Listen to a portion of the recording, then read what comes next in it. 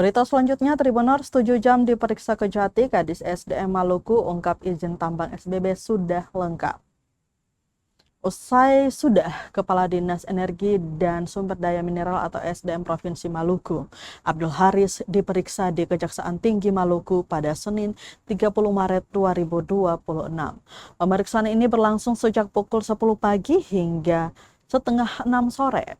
Ia diperiksa terkait dengan izin aktivitas pertambangan batu marmer dan batu gamping di Desa Hulung, Kecamatan Taniwel, Kabupaten Seram, bagian Barat SBB, Provinsi Maluku.